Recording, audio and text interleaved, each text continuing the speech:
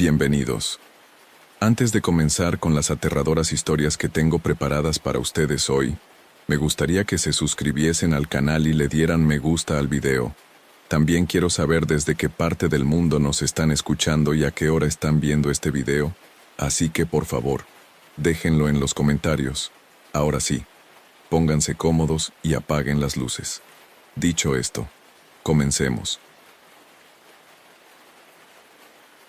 Las vacaciones a veces empiezan con pequeñas renuncias. Yo había cancelado un viaje caro a Cerdeña y a última hora reservé un apartamento barato en la costa valenciana, a 2 calles de la playa. El anuncio prometía luz, silencio y brisa de mar.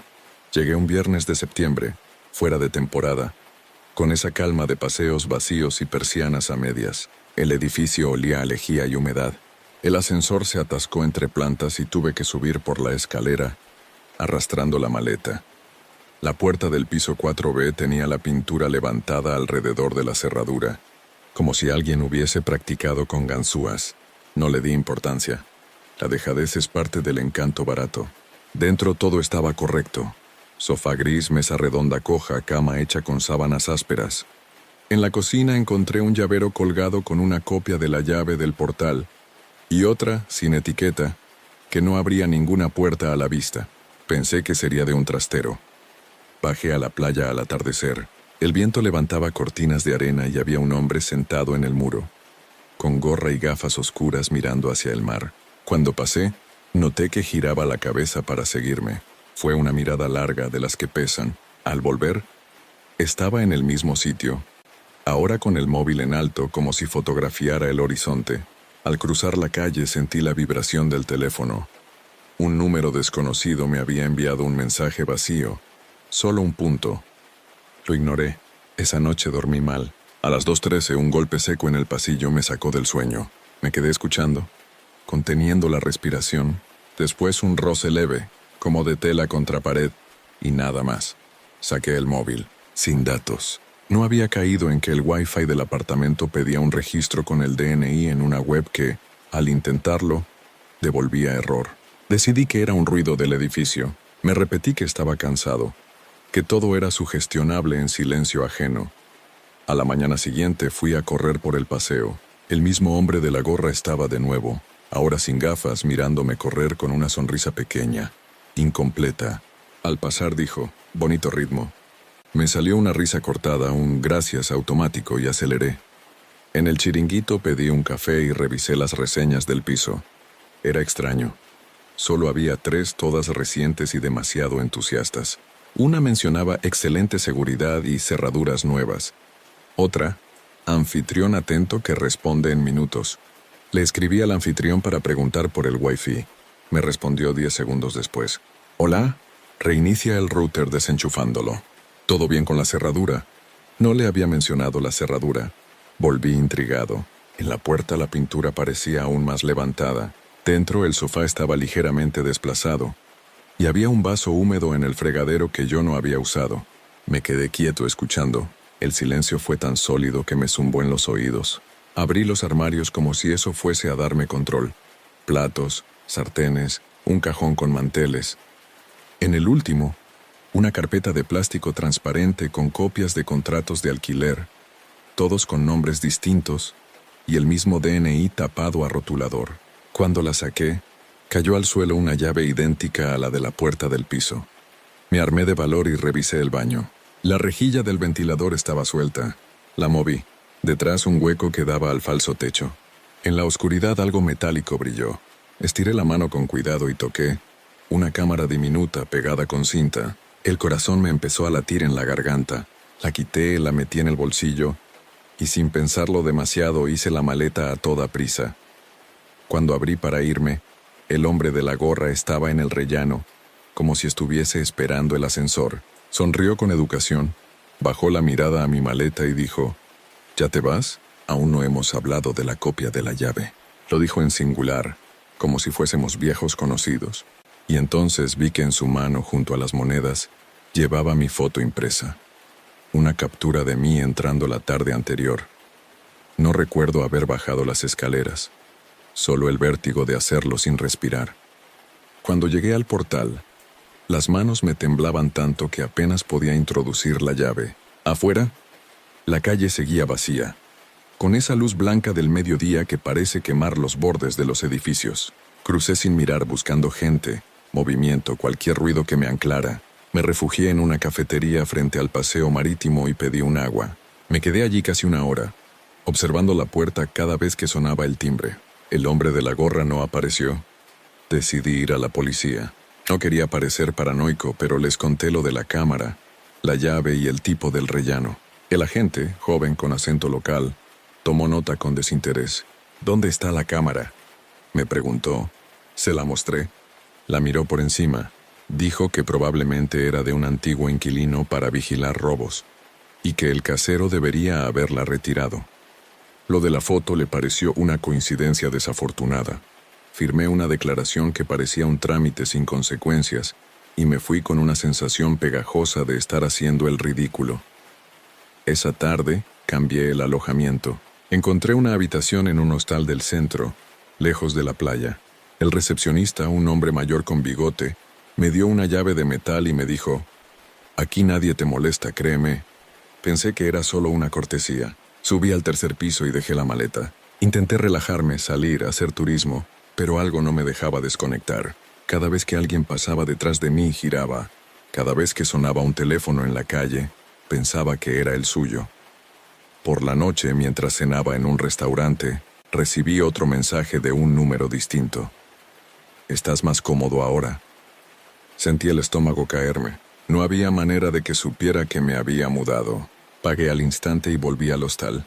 Revisé la puerta, cerradura vieja sin señales de forzado. Apagué las luces y me quedé mirando la ventana. Había una farola que iluminaba la fachada del edificio de enfrente. En una de las ventanas, justo frente a la mía, distinguí una silueta inmóvil. No se movía, ni siquiera cuando apagué mi luz. Llamé al recepcionista.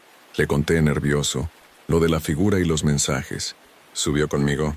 Cuando miramos juntos, la ventana de enfrente estaba vacía. «No hay nadie ahí», dijo. «Ese piso está vacío desde hace meses». Me dejó con una sonrisa paciente y se fue. Me quedé despierto hasta las 3 mirando las notificaciones del móvil.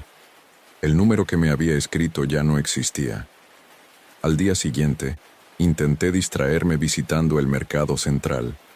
Entre los puestos de frutas y pescados, sentí un olor familiar. Colonia masculina, la misma que había olido en el rellano del apartamento. Miré alrededor. En la salida, apoyado contra una columna, estaba él. Sin gorra, con el pelo canoso, vestido como un turista más. Cuando lo vi, sonrió y levantó la mano en un gesto tranquilo. Corrí entre la gente, salí a la calle y entré en la primera tienda abierta. Desde el interior, lo vi pasar despacio mirando hacia adentro sin dejar de sonreír. Me escondí tras un estante respirando entrecortado. Cuando al fin salí, media hora después había desaparecido. Volví al hostal con la idea fija de marcharme al día siguiente. Pero al llegar a la habitación, la puerta estaba entreabierta. El recepcionista juró que nadie había subido, que las llaves no salían del mostrador. Dentro mi maleta seguía ahí, pero el contenido estaba revuelto. Encima de la cama había algo nuevo, una hoja impresa con mi nombre completo, mi dirección en Madrid, y debajo, en letra pequeña: «No cambies otra vez de alojamiento». Es incómodo para los dos. El móvil vibró de nuevo. El mensaje decía: «A veces las vacaciones terminan antes de lo previsto». Esa noche no dormí. Me quedé sentado en la cama con la maleta cerrada y la hoja frente a mí, tratando de entender cómo alguien podía haber conseguido mis datos. La reserva del primer apartamento, el segundo alojamiento, todo estaba a mi nombre. Quizá el anfitrión y el hombre de la gorra eran la misma persona. Quizá no había dos, o quizá sí, y uno trabajaba para el otro. A las 6 de la mañana bajé al vestíbulo, le devolví la llave al recepcionista, que bostezaba frente al televisor encendido, y salí del hostal sin mirar atrás. Decidí no coger el tren aún. Me senté en una cafetería abierta desde temprano y marqué el número del casero del primer apartamento, el del anuncio. Tardó en responder, pero cuando lo hizo, su voz era idéntica a la del hombre de la gorra. «¿Quién habla?», preguntó como si no supiera. Soy el del piso de la playa. Encontré una cámara. Quiero denunciarte. Hubo un silencio largo, interrumpido por su respiración. Luego dijo, casi en un susurro: no sabes lo que dices, no toques más mis cosas. Y colgó. El corazón me golpeaba el pecho. Llamé a la policía. Pedí hablar con el agente que me atendió el día anterior. No estaba. Expliqué el caso a otro, que me escuchó con calma y me pidió que pasara por la comisaría. Allí, un inspector mayor revisó mis declaraciones y me dijo: mire, tenemos varias denuncias sobre ese edificio. Cámaras, cerraduras forzadas, pero nadie ha logrado identificar al responsable. El propietario dice que alquila los pisos a través de una agencia, y la agencia no existe. Le mostré el mensaje que me había llegado aquella noche. Tomó nota del número y lo pasó a un técnico. Es un número virtual. No se puede rastrear fácilmente, explicó. Me recomendó cambiar de móvil, de cuenta, y, si podía, no volver solo al apartamento. Salí con una mezcla de alivio y miedo. Al menos alguien me creía. Fui directo a la estación y compré un billete de vuelta a Madrid. Me senté en el andén, con la vista fija en las vías, intentando convencerme de que todo terminaría allí. El tren salía en 20 minutos. Entonces recibí un nuevo mensaje. Último día de playa, ¿no? Qué pena. Iba a invitarte a comer. Miré alrededor. No vi a nadie familiar, pero sentí su mirada. Me levanté, dejando el móvil en la mochila. Empecé a caminar por el pasillo subterráneo que llevaba a los andenes. Allí abajo olía a humedad y a metal. El sonido de mis pasos rebotaba en las paredes vacías. De repente, las luces parpadearon. En ese segundo de oscuridad, escuché un ruido de suela contra cemento, justo detrás. Corrí sin pensar, tropecé con un escalón y caí de rodillas. El teléfono vibró dentro de la mochila. Otro mensaje: no corras, vas a hacerte daño. Giré. No vi a nadie, pero había una sombra moviéndose al fondo, una silueta ancha, caminando despacio hacia mí. Subí las escaleras de 3 en 3, con el corazón fuera del pecho. La sala principal de la estación estaba casi vacía, solo una mujer con un carrito y un guardia de seguridad. Me acerqué al guardia, intentando parecer tranquilo. Le conté que alguien me seguía. Él fue conmigo hasta el pasillo subterráneo, linterna en mano. No había nadie, ni una huella, nada. Me dijo que probablemente era un mendigo o algún turista despistado, pero al volver al vestíbulo, el guardia me miró con una expresión extraña. ¿Ha dicho que viene del hostal de la calle San Roque? Sí. ¿Por qué? Anoche encontraron allí una habitación vacía, la puerta abierta. Dentro, solo una hoja de papel con una frase escrita: lo tengo cerca. No supe qué contestar. Cuando me giré, la pantalla de información del tren parpadeaba. Mi tren acababa de salir, 5 minutos antes de lo previsto. No recuerdo haber tomado la decisión de quedarme, pero lo hice. Quizá por orgullo, o por esa necesidad absurda de entender el porqué. El tren siguiente salía 3 horas después, así que me refugié en una sala de espera. A través del cristal, veía el reflejo de mi cara pálida, y detrás, a la gente pasar con maletas. Cada tanto creía reconocerlo, una figura que coincidía con su estatura, su manera de andar. Pero cuando enfocaba bien, nunca era él. Decidí encender el móvil, a pesar de la advertencia del policía. Había 5 mensajes nuevos, todos enviados desde números distintos. Te dije que no cambiaras de alojamiento. Estás haciendo que sea más difícil. ¿Por qué huyes? ¿No te gustaba la playa? Y el último, una foto mía, tomada desde algún lugar alto de la estación, probablemente la pasarela de cristal. Estaba sentado en el mismo banco en el que me encontraba ahora. El miedo se volvió físico, tangible. Sentí las manos frías, el pecho apretado. Fui a seguridad, enseñé la foto exigiendo revisar las cámaras. Me dijeron que las grabaciones solo podían verse con una orden judicial. El guardia, el mismo de antes, Me ofreció acompañarme hasta el tren. Esperamos juntos en el andén. El aire olía a óxido y gasoil. Cuando el tren se acercó me dijo, «Suba tranquilo, aquí nadie le va a seguir». Me aferré a esa frase como a un salvavidas. Subí, busqué un asiento junto a la ventana y cerré los ojos. Por primera vez en días, sentí que todo terminaba. Pero a los 20 minutos, cuando el tren ya avanzaba entre los campos secos del interior, sonó el altavoz interno. Se ruega al pasajero de la 123B que acuda al vagón cafetería. Yo estaba en el 23B. Nadie más se movió. Dudé hasta que un revisor se acercó con una sonrisa amable. Le esperan en cafetería, es por un tema de equipaje. Mi maleta estaba encima de mí, intacta. Aún así fui. El vagón cafetería estaba casi vacío, salvo por un hombre al fondo, de espaldas. La voz del revisor desapareció detrás de mí, y supe que algo iba mal.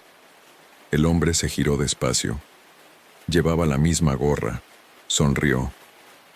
«Te dije que no cambiaras otra vez», dijo, levantando una mano como si fuera a calmarme. «No es lo que piensas, solo necesito hablar». Salí corriendo. Atravesé los vagones empujando gente sin mirar atrás. Llegué hasta la cabina del maquinista, gritando que alguien me seguía. El tren se detuvo de golpe, un frenazo seco que lanzó a todos hacia adelante. En la confusión, lo perdí de vista. Los pasajeros murmuraban, un bebé lloraba, una mujer gritó que había alguien corriendo entre los asientos. Minutos después, llegó la Guardia Civil. Revisaron el tren entero, vagón por vagón. No encontraron a nadie que coincidiera con mi descripción del hombre. Tampoco había registro de que hubiera subido en la estación. Ni su rostro aparecía en las cámaras del andén. Pero encontraron algo más inquietante. En el baño del vagón cafetería había una carpeta con copias de documentos de identidad. Todos con mi foto, pero con nombres distintos. Denuncié todo. Cambié de móvil, de número, de dirección. Vendí mi coche. Durante meses no pude dormir con la luz apagada. Al principio seguí recibiendo mensajes, cada vez más espaciados. ¿Cómo va la mudanza? Bonita ciudad. Te dije que era incómodo viajar tanto. Y luego silencio. Meses de silencio que empecé a confundir con paz. Hasta hace una semana, cuando llegó un sobre sin remitente a mi buzón. Dentro, una llave y una nota breve, escrita con la misma letra que la de aquella hoja del hostal. 4B. Cerraduras nuevas. Te gustará la vista al mar.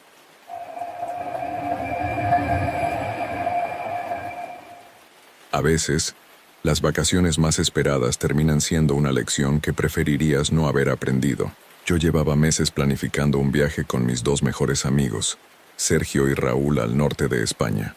Queríamos alejarnos del calor madrileño y pasar una semana recorriendo la costa asturiana, conociendo pueblos pequeños, comiendo bien y durmiendo en casas rurales baratas. Fue idea de Raúl reservar un alojamiento en las montañas, cerca de un mirador famoso. Desconexión total, dijo. Y vaya si la hubo. El lugar se llamaba Casa La Encina, una construcción de piedra antigua rodeada de árboles. La carretera para llegar era estrecha, serpenteante, con precipicios a un lado y sin apenas cobertura. Llegamos al anochecer. Nadie nos recibió. Solo una llave colgada de un clavo junto a la puerta y una nota. Bienvenidos. La calefacción enciende sola a las 20:00. Disfrutad de la tranquilidad. La casa tenía ese aire frío de los sitios donde hace tiempo no vive nadie. En el salón había fotos en blanco y negro de gente desconocida. En una de ellas, 3 hombres posaban frente a la misma chimenea que teníamos delante. Me hizo gracia el parecido con nosotros. Esa primera noche abrimos una botella de sidra y cenamos pasta. Afuera llovía con fuerza. El viento golpeaba las ventanas y hacía crujir el techo. Cuando la chimenea empezó a apagarse, Raúl se levantó para buscar más leña. Tardó un rato en volver. Lo encontramos en la entrada, mirando la puerta. ¿Habéis salido?, preguntó. ¿No por? Porque la puerta estaba abierta. Pensamos que habría sido el viento. La cerramos bien, echamos el cerrojo y subimos a dormir. Cada uno tenía su habitación. A medianoche me despertó un ruido seco, como de pasos en la escalera. Pensé que era Raúl y le grité entre risas que dejara de hacer el tonto. No contestó. Me levanté, abrí la puerta y no vi a nadie. Solo el sonido leve de la lluvia filtrándose por las tejas. A la mañana siguiente, Raúl dijo que había escuchado lo mismo, pero que creyó que era yo. Sergio, en cambio, no había oído nada. Dormí como una piedra, dijo bostezando. El detalle curioso fue que, mientras desayunábamos, notamos que las 3 mochilas estaban alineadas junto a la chimenea, perfectamente ordenadas, algo que ninguno recordaba haber hecho. Bromeamos con la idea de un fantasma ordenado. Nos reímos, pero una incomodidad invisible flotaba en el aire. Salimos a caminar por el bosque para despejarnos. No había cobertura, ni un alma, ni casas, ni ganado, nada. El sendero subía hasta un mirador con vistas al mar Cantábrico. Impresionante, pero solitario. Allí, grabamos un video con el móvil de Sergio. En el clip, al fondo, se distingue fugazmente una figura negra entre los árboles. Cuando lo vimos después, pensábamos que era un efecto de la luz. Esa noche, al volver, encontramos la puerta principal abierta otra vez, cerradura intacta, sin señales de forzado. Dentro olía a humedad. Y a algo más, algo metálico, como hierro viejo. Sergio revisó todas las ventanas. Raúl encendió todas las luces. Nada. Solo el sonido constante del viento. Antes de dormir fui al baño. En el espejo empañado había un mensaje trazado con un dedo. No están solos. Llamé a gritos a mis amigos. Cuando vinieron, el mensaje ya no estaba. Solo el vaho volviendo a cubrir el cristal. Raúl me dijo que estaba sugestionado, que el lugar era viejo, que quizá había marcas de antes. Pero al apagar la luz, los 3 dormimos con las puertas cerradas con pestillo. A las 3:27, alguien volvió a bajar las escaleras. El sonido de los pasos era inconfundible. Lentos, pesados, como si alguien caminara descalzo sobre la madera vieja. Los 3 los escuchamos esta vez. Raúl abrió la puerta de su habitación con una linterna, y yo salí detrás de él. Sergio, pálido, nos siguió sin decir una palabra. Bajamos las escaleras despacio, el corazón golpeándonos en los oídos. La casa estaba en penumbra, iluminada solo por las brasas moribundas de la chimenea. ¿Hay alguien ahí?, gritó Raúl. Silencio. Solo el goteo del agua por una ventana mal cerrada. Recorrimos el salón, la cocina, el baño. Nada. Pero algo había cambiado. Sobre la mesa, encontramos 3 tazas alineadas y llenas de agua. Estaban húmedas por fuera, como si alguien acabara de servirlas. Nadie de nosotros había tocado eso. Sergio se rió nervioso.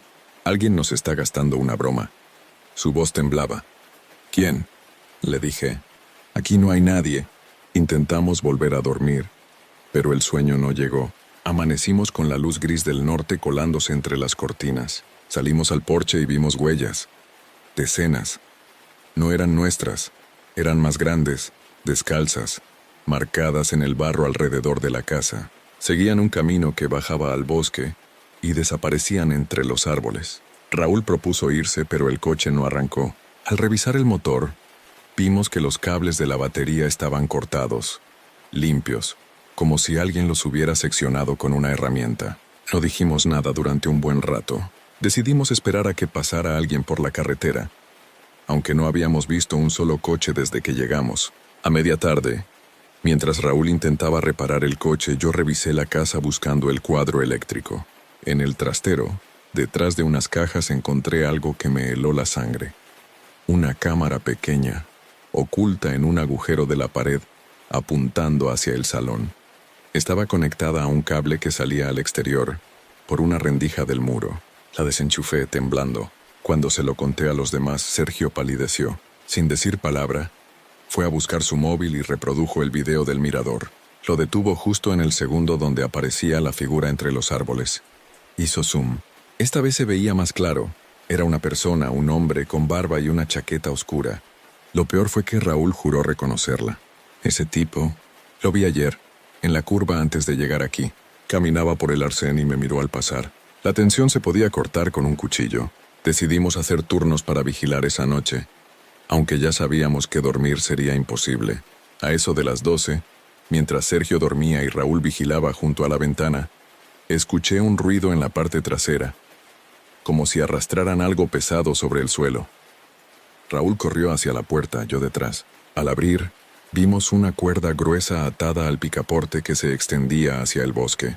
La seguimos unos metros alumbrando con la linterna, hasta que la cuerda se internó entre los árboles y desapareció.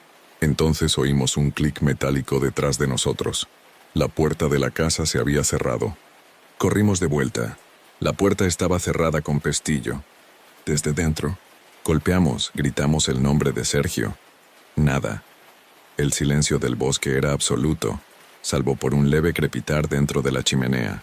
Cuando Raúl rompió la puerta a patadas y entramos, el fuego se había avivado solo. Sobre la mesa había una sola taza de agua, y en la pared, escrita con ceniza, una frase: «Ahora sí están solos». Buscamos a Sergio durante casi una hora, dentro y fuera de la casa. No había señales de lucha, ni rastros ni huellas nuevas en el barro. Su mochila seguía en su habitación, su móvil sobre la mesilla aún cargando. Llamamos a gritos, revisamos el bosque con linternas, pero solo respondía el viento. En algún punto del camino, Raúl se detuvo. Había algo clavado en el tronco de un árbol, una navaja oxidada con el nombre Sergio grabado en el mango. No entendimos nada. Regresamos a la casa. Llovía con fuerza y el cielo parecía aplastarnos. Adentro la chimenea se había apagado otra vez, aunque ninguno la había tocado. Raúl, empapado, se dejó caer en el sofá. Tenía la mirada perdida. «Esto no es casualidad», dijo apenas audible. «Este sitio no es lo que parece». Yo intenté mantener la calma, aunque por dentro sentía que el pánico me subía por la garganta. Propuse buscar ayuda a pie. El pueblo más cercano estaba a unos 10 kilómetros, según el mapa que habíamos visto en la cocina. Nos abrigamos, metimos las linternas y algo de comida en una mochila y salimos. Caminamos en silencio bajo la lluvia siguiendo la carretera. Después de una hora llegamos a un cruce. A la derecha un cartel de madera indicaba «Mirador del Silencio». A la izquierda nada. Elegimos izquierda. Avanzamos 20 minutos más. El problema fue que el camino terminó llevándonos de nuevo a la casa. La misma curva, los mismos árboles. Era imposible. No habíamos girado.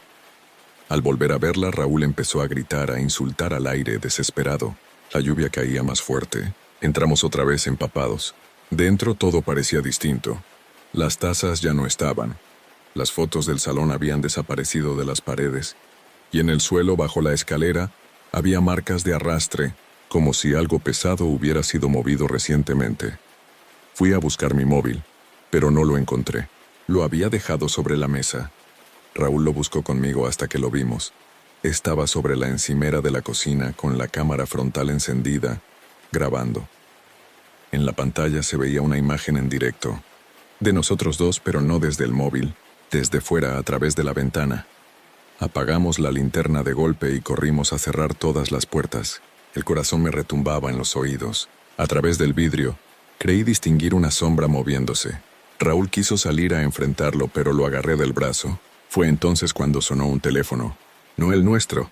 Era un tono antiguo de los fijos. Sonaba desde el piso de arriba.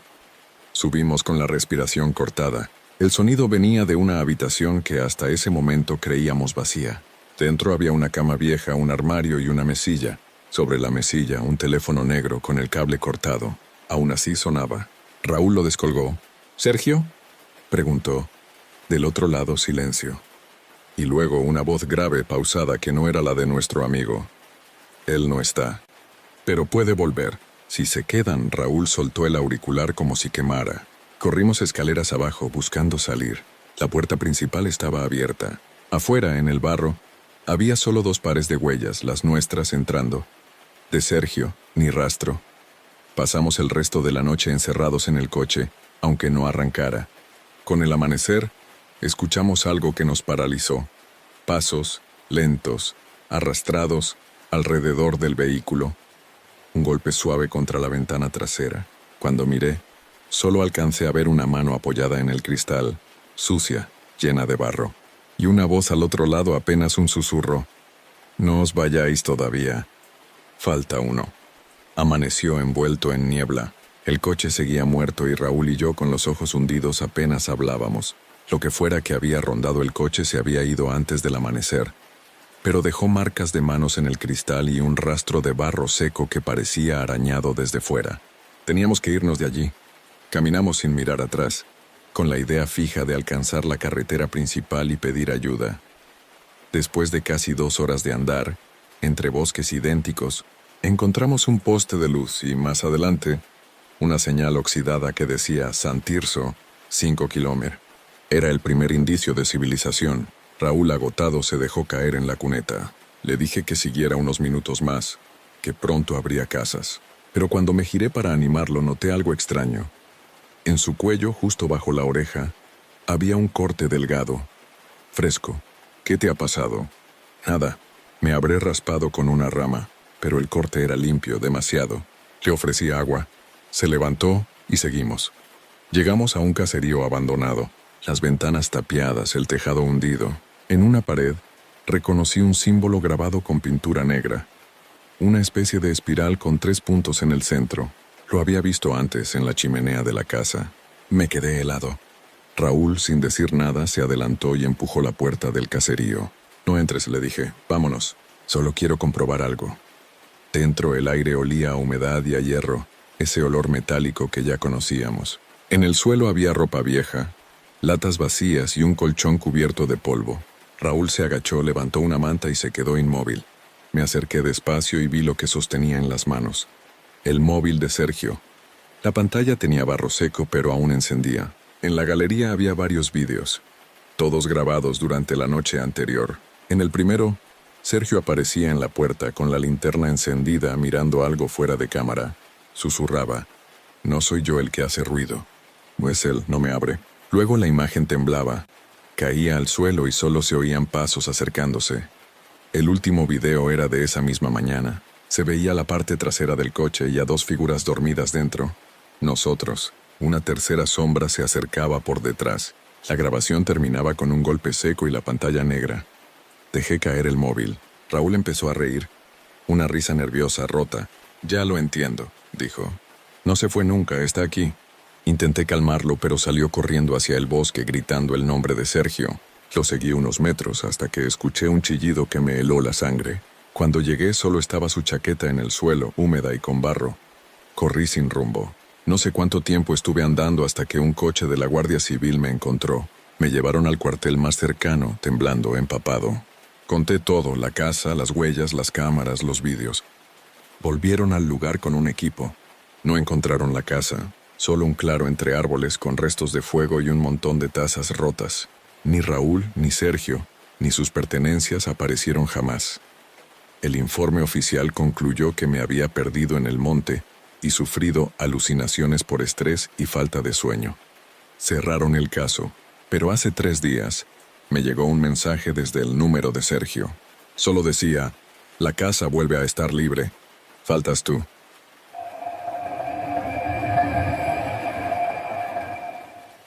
Las vacaciones familiares siempre me parecieron un trámite. Ese verano, después de 3 años sin coincidir, acepté ir con mis padres y mi hermana menor a un pequeño pueblo de Galicia, donde mi madre había pasado la infancia.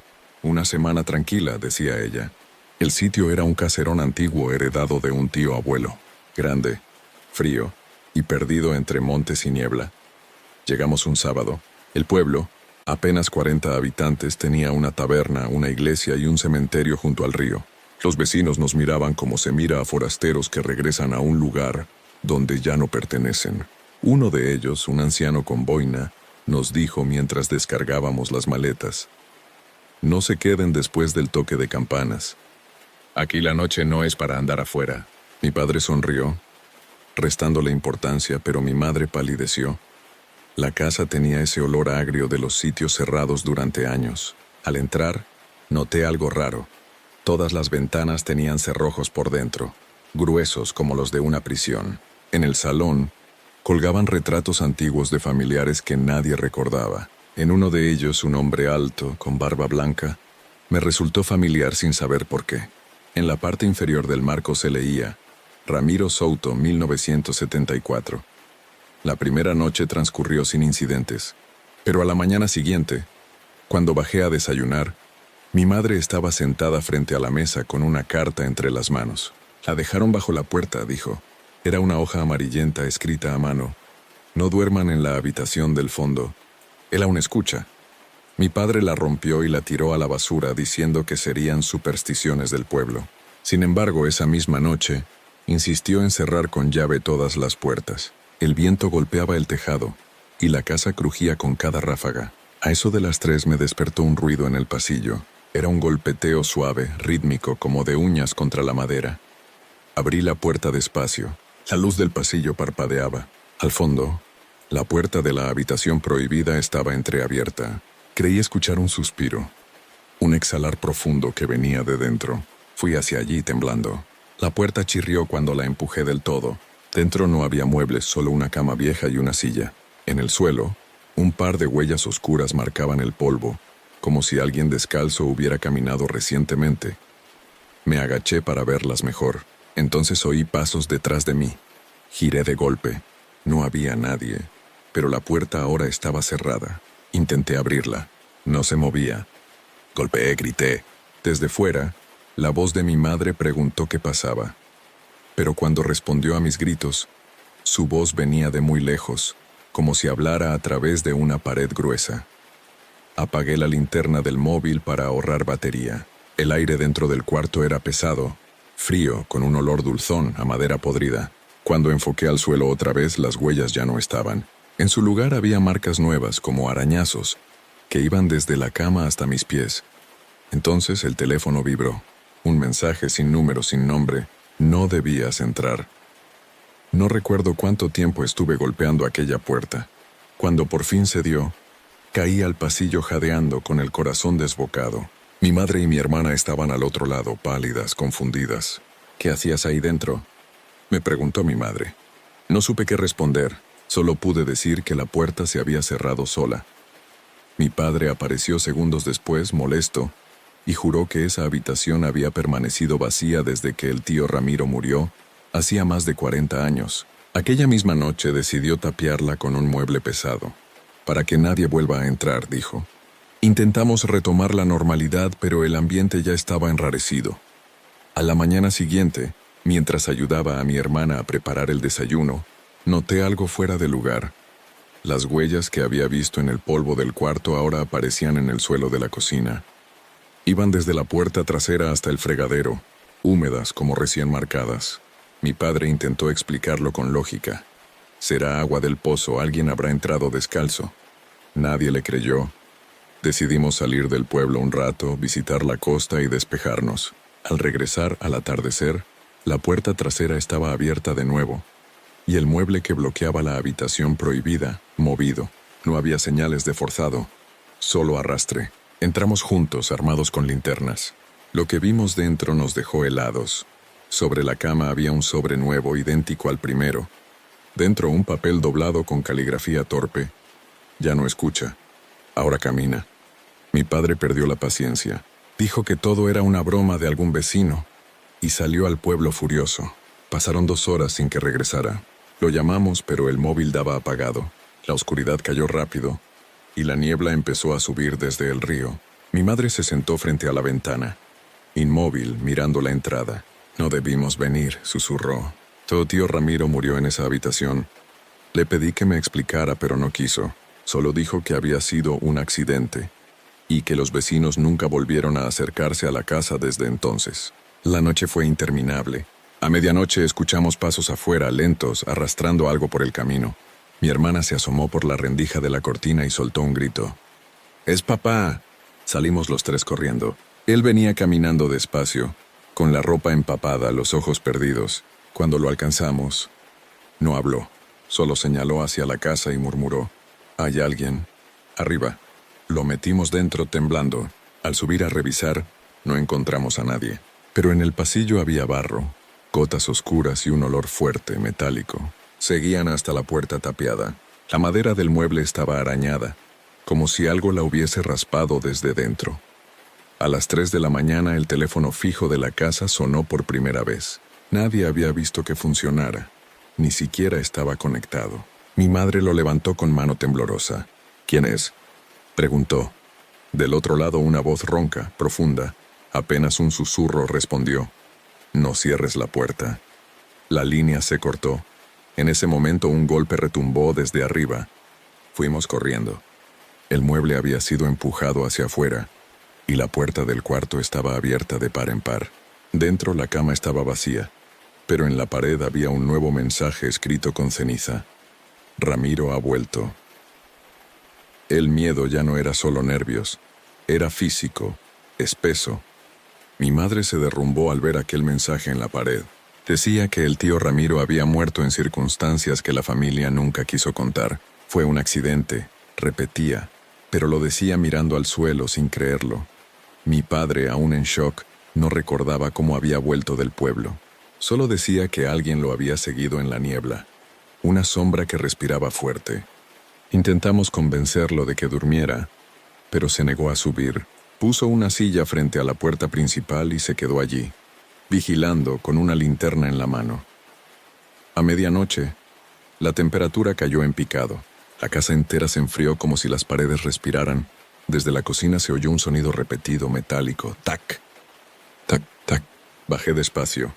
El reloj antiguo del salón se había puesto en marcha solo, marcando las 3:00 exactas. Aunque llevaba años parado, frente al reloj en el suelo, había un charco de agua que se extendía lentamente hasta mis pies. Cuando apunté con la linterna distinguí una pisada en medio del charco. Llamé a mi madre. Cuando bajó, el agua ya había desaparecido. Solo quedaba el reloj, avanzando con normalidad. Intenté grabarlo con el móvil, pero la cámara no enfocaba. La pantalla mostraba ruido, interferencias y algo más. Una figura oscura detrás de mí. Me giré, pero no había nadie. Decidimos dormir juntos en el salón. Cerramos todo, incluso la puerta del cuarto prohibido, ahora clavada con tablas. Aún así, el sueño no llegó. A las 4 mi hermana empezó a llorar. Decía que alguien la llamaba por su nombre desde el piso de arriba. La tapamos con mantas y tratamos de tranquilizarla. Pero entonces lo escuchamos los tres, una voz ronca, profunda, repitiendo su nombre una y otra vez, como un eco que venía de la habitación cerrada. Mi padre se levantó furioso, tomó una barra de hierro y subió. Intentamos detenerlo, pero nos apartó. Lo oímos empujar el mueble, romper las tablas y abrir la puerta. Un segundo después gritó. Corrimos tras él. Estaba en el suelo, inmóvil, con la mirada fija en la cama. Encima del colchón, cubierto de polvo, había una figura sentada. Al principio pensé que era un maniquí, pero respiraba, lenta, pesadamente. Tenía la piel cenicienta y los ojos abiertos, vacíos. Mi madre chilló. La figura se giró apenas unos centímetros hacia nosotros. No se levantó ni habló. Solo movió la cabeza con un crujido seco. Mi padre salió corriendo y nosotros detrás. Cerramos la puerta. La trabamos con lo que encontramos y bajamos al coche. Pero las llaves no estaban. En ese momento se encendió la luz del pasillo. No la habíamos dejado encendida. A través de la ventana del salón vimos movimiento. Alguien caminaba de un lado a otro despacio. Luego la luz se apagó y el reflejo del cristal nos devolvió la imagen de nuestra familia completa. Pero había una figura más, detrás de nosotros. Nos giramos, pero no había nadie. Solo el sonido de pasos bajando la escalera, lentamente. Los pasos descendían con lentitud, pero cada crujido del suelo hacía vibrar la casa. Mi madre apretó la mano de mi hermana con tanta fuerza que casi le hizo daño.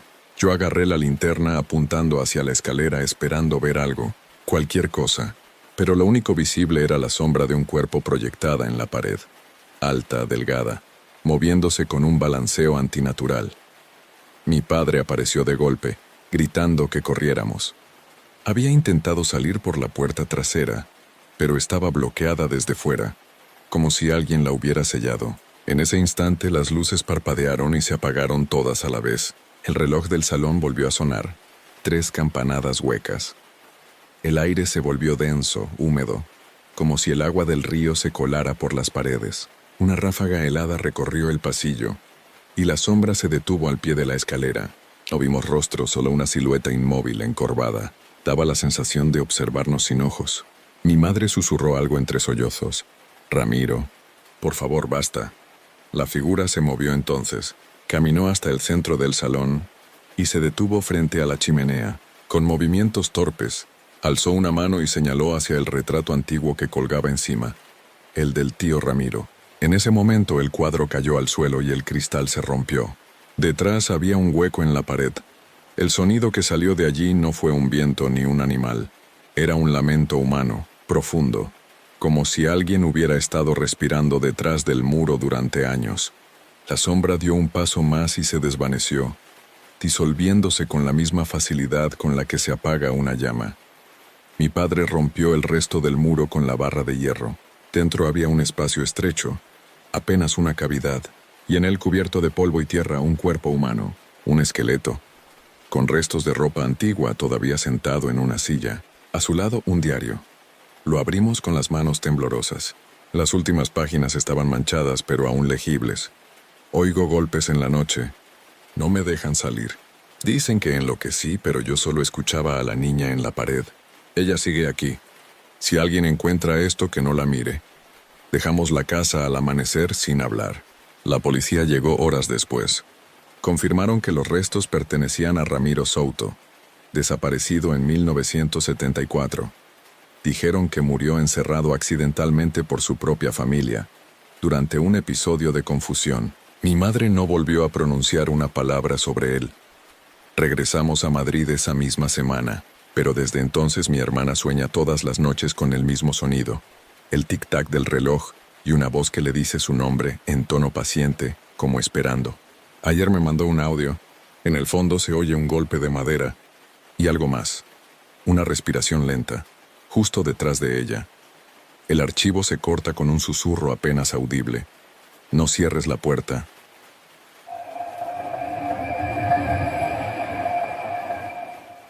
Siempre quise hacer un viaje en solitario, algo que rompiera la rutina. Por eso el verano pasado, decidí alquilar una furgoneta camper y recorrer la costa portuguesa durante 2 semanas. Sin prisas, sin horarios. Dormir frente al mar, amanecer en acantilados, sentirme libre. Era mi primera vez viajando solo, y al principio todo fue perfecto. Las primeras noches dormí cerca de playas pequeñas, con otros viajeros alrededor, pero después de unos días, buscando más tranquilidad, me desvié de la ruta principal y encontré un lugar apartado, al final de una carretera secundaria que bordeaba un bosque de pinos. Desde allí se veía el océano imponente. No había señal ni casas a la vista. Ideal, pensé. Aparqué la furgoneta al borde del acantilado. Cociné algo rápido y me senté fuera a ver el atardecer. El viento era fuerte, y entre las ráfagas escuché algo que me incomodó. Un sonido rítmico, metálico, que venía del bosque. Al principio creí que era el tintinear de una cadena o una puerta golpeando, pero el patrón era demasiado constante. Clang, clang, clang. Cuando oscureció, el sonido se detuvo. Cené dentro de la furgoneta y traté de dormir, pero hacia medianoche los golpes regresaron, más cercanos, acompañados de lo que parecía una respiración. Me asomé por la ventana. Nada, solo la oscuridad del bosque y la línea blanca de las olas rompiendo. Me convencí de que serían ramas golpeando por el viento. A las 3 de la madrugada escuché pasos, claros. Rodeaban la furgoneta, lentos, arrastrando la grava. Me incorporé sin moverme, conteniendo la respiración. No tenía armas, solo una linterna y un cuchillo de cocina. Los pasos se detuvieron junto a la puerta lateral. Un silencio absoluto. Luego 3 golpes suaves, secos, como si alguien tocara con los nudillos. ¡Toc! ¡Toc! Toc, no abrí. El corazón me martillaba. Esperé. Pasaron unos segundos y algo raspó el lateral del vehículo, un sonido áspero de metal contra chapa. Alumbré con la linterna a través de la cortina, pero no vi nada. Me convencí de que era el viento, aunque sabía que no. A las 6, cuando el sol empezó a salir, salí con cautela. No había huellas alrededor, pero en la parte trasera de la furgoneta, justo bajo la ventana, había marcas largas, paralelas, como hechas con una herramienta o unas uñas. Y sobre el polvo del portón trasero, alguien había escrito una palabra con un dedo. Volveré. Decidí marcharme enseguida. Conduje sin rumbo durante horas, hasta encontrar un camping junto a un faro abandonado en una zona más transitada. Me sentía a salvo. Pero esa noche, mientras lavaba los platos en el fregadero común, un hombre mayor que vigilaba el lugar se me acercó. «No deberías dormir tan cerca de los acantilados», me dijo sin mirarme. «Hace años un tipo desapareció en esa misma zona. Dicen que lo oyeron tocar en su furgoneta antes de caer al mar». No supe qué contestar, pero cuando volví a mi vehículo, sobre el retrovisor colgaba algo que no estaba antes. Una cadena oxidada, con una llave pequeña al final. Esa noche me costó dormir. Me repetía que la llave era una broma, una coincidencia, pero algo en mi interior sabía que no. La cadena colgaba del espejo retrovisor y tintineaba con el viento. La quité, la dejé en la guantera y cerré bien todas las puertas. Aún así, me costaba apartar la mirada del cristal del parabrisas como si esperara ver un rostro reflejado. A eso de las 2, el ruido volvió. No eran pasos ni golpes, era el tintinear de la misma cadena, pero esta vez sonaba fuera en el costado derecho de la furgoneta, justo donde había dormido la noche anterior. El corazón me dio un vuelco. Encendí la linterna y miré por la ventana lateral. Nada. Solo oscuridad. Pero el sonido no se detuvo. Era constante, insistente, como si alguien estuviera haciendo girar la llave entre los dedos. Encendí el motor sin pensarlo. Conduje de madrugada por la carretera costera, sin rumbo, sin destino. Solo quería alejarme de allí. Cuando por fin amaneció, encontré una gasolinera en un pequeño pueblo pesquero. Me detuve para descansar un poco y tomar un café. El encargado, un hombre de unos 50 años, me observó con curiosidad. «Pareces haber visto un fantasma», me dijo. Le conté lo de la cadena, los ruidos y las marcas en la chapa. No me creyó del todo, pero su rostro cambió cuando mencioné el acantilado. «Ah, el mirador de San Lorenzo», murmuró. «Nadie acampa allí desde lo del músico». Le pedí que me contara. Un hombre venía cada verano con su furgoneta. Tocaba la guitarra frente al mar. Una noche lo encontraron en el fondo del acantilado. Dicen que se lanzó, pero otros aseguran que lo empujaron. Lo curioso es que desde entonces, algunos viajeros escuchan su cadena golpear la chapa, como si buscara abrir la puerta otra vez. Me reí por compromiso, pero la piel se me erizó. Decidí conducir hacia el interior. Lejos de la costa, encontré un área de descanso junto a un río, rodeada de árboles, tranquila. Comí algo, puse música, traté de relajarme. Al atardecer me sentí mejor, incluso idiota por haberme dejado llevar por historias. Cuando me preparaba para dormir, revisé la guantera para sacar mi pasaporte y me congelé. La cadena ya no estaba. Busqué por todo el vehículo. Nada. La había guardado allí. Estaba seguro. Entonces, al encender el motor, sonó algo bajo mis pies, un clink metálico. Me agaché y la vi.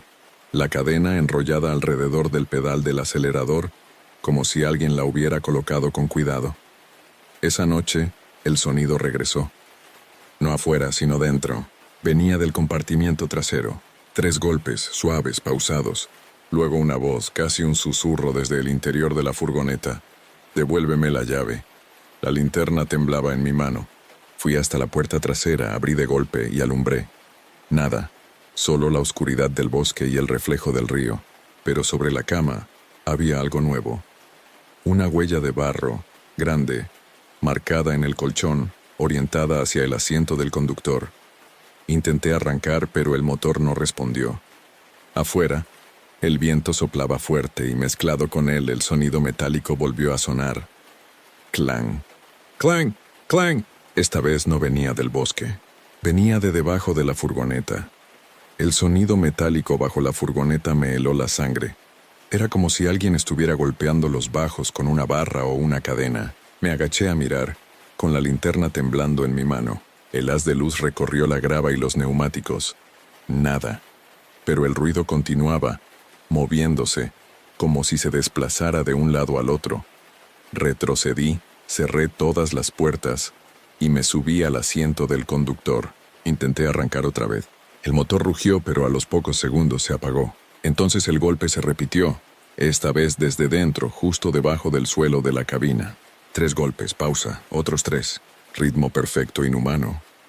Tomé el móvil para llamar a emergencias, pero no tenía cobertura. Ni una sola barra. Intenté grabar el sonido y mientras lo hacía algo cambió. El golpe cesó y empezó una vibración suave, acompasada, como si alguien respirara bajo mis pies. Me quedé paralizado. Luego una voz, apenas un murmullo, dijo mi nombre completo. Salí del vehículo corriendo, sin linterna, sin móvil. Corrí hasta el borde del río y me quedé allí, jadeando, mirando la furgoneta bajo la luz pálida de la luna. Entonces vi que se movía, no como si alguien la empujara, sino como si respirara, hinchándose y contrayéndose lentamente. La chapa crujía. Me quedé mirando hipnotizado hasta que algo cayó desde debajo del vehículo y rodó hasta la orilla. Era la cadena, y en la punta, colgando de la llave, había un pequeño colgante, una púa de guitarra oxidada. Cogí la cadena con una bolsa, intentando no tocarla. Volví a la furgoneta al amanecer, dispuesto a irme de una vez. Pero al subir, lo primero que vi me dejó sin aire. Sobre el salpicadero había una hoja arrugada, escrita a mano, con tinta corrida por el agua. Decía, no fue un salto, no me dejaron subir. Conduje sin detenerme hasta un pueblo grande. Allí encontré una comisaría y conté todo. El agente, un hombre joven, me escuchó con atención, aunque con una sonrisa incrédula. Turistas asustados tenemos cada verano, dijo. Aún así, aceptó acompañarme de vuelta. Cuando llegamos al área de descanso, la furgoneta seguía allí, pero algo había cambiado. Las puertas estaban abiertas y el interior completamente vacío. Ni colchón, ni utensilios, ni ropa. Nada. Solo las paredes metálicas y, en el suelo, marcas de dedos, como si alguien hubiera arrastrado algo, o a alguien, hacia afuera. El agente pidió refuerzos. Mientras esperaba, encontró un objeto cerca del río. Era un carnet de identidad cubierto de barro. Lo limpió con el guante. Me lo mostró. No era mío. Pertenecía a un hombre llamado Miguel Duarte, nacido en 1983. En la parte trasera del carnet, una pegatina de una guitarra. ¿Te suena este tipo?, me preguntó. Negué, pero supe quién era. El músico del acantilado. Esa noche dormí en un hostal de carretera. O eso intenté. A las 3 desperté sobresaltado. El sonido metálico estaba allí otra vez. No afuera, dentro del baño. Cuando me acerqué, el espejo estaba cubierto de vaho, y sobre él alguien había escrito con un dedo: «Te dije que volvería». Me quedé paralizado frente al espejo. El vaho seguía extendiéndose, y las letras parecían moverse, disolverse y rehacerse. «Te dije que volvería». Aquellas palabras parecían respirar conmigo. Me aparté de un salto buscando mi móvil, pero la pantalla estaba negra, muerta, no encendía. Salí del baño y me apoyé contra la pared, tratando de recuperar el aire. No podía quedarme allí. Cogí las llaves del hostal y salí a la calle. Era de madrugada. El silencio de la carretera era absoluto. Caminé hasta el aparcamiento donde había dejado la furgoneta. Cuando la vi, el corazón me dio un vuelco. Estaba cerrada, intacta, pero en el retrovisor colgaba de nuevo la cadena con la llave. Me acerqué despacio, con el cuerpo temblando. Toqué la cadena. Estaba húmeda y fría. Entonces, al abrir la puerta, noté un olor conocido. Sal, óxido y algo más, como humedad de acantilado. Dentro, sobre el asiento del conductor, había una guitarra. La reconocí al instante. Misma púa, misma cuerda rota. La misma que describía el policía del pueblo. Me quedé mirándola. La curiosidad pudo más que el miedo. La toqué. Una nota se escapó de las cuerdas, débil, desafinada, y desde el mar a lo lejos el eco respondió. Fue un acorde idéntico, repetido como si alguien lo tocara desde algún punto de la oscuridad. En ese instante, las luces del hostal se apagaron detrás de mí, y una ráfaga de viento cerró la puerta de la furgoneta. Intenté abrirla, pero estaba bloqueada. Golpeé, grité. Desde dentro una voz masculina, ronca, calmada, respondió. «Ya estás dentro. Siempre lo estuviste». El parabrisas se empañó y una mano se marcó desde el interior, aunque yo estaba fuera. 5 dedos presionando el cristal. Retrocedí. Corrí hacia la carretera sin mirar atrás. Un coche pasó minutos después y me recogió. El conductor, un pescador mayor, me llevó hasta la estación más cercana. «Esa zona es mala», me dijo. «Mi hermano desapareció ahí hace 20 años. Solo hallaron su cadena». No contesté. No sabía cómo explicar que esa misma cadena estaba ahora en mi bolsillo. No recordaba haberla guardado, pero allí estaba, enredada, con la púa oxidada y la llave que nunca supe para qué servía. Regresé a Madrid esa semana. Vendí la furgoneta y juré no volver a viajar solo. Intenté olvidar hasta que hace unos días recibí un correo sin remitente. Tenía un archivo adjunto, un audio de guitarra tocando el mismo acorde, seguido de una voz susurrando mi nombre. Lo eliminé al instante, pero al hacerlo, la pantalla se quedó congelada y el cursor empezó a escribir solo, como si alguien controlara el teclado. Tengo la llave. ¿Tú tienes la puerta? Miré alrededor. El sonido del metal volvió, leve, detrás de la pared. Clang, clang, clang. Pensé que era mi imaginación, pero esta mañana al salir de casa encontré algo en el felpudo.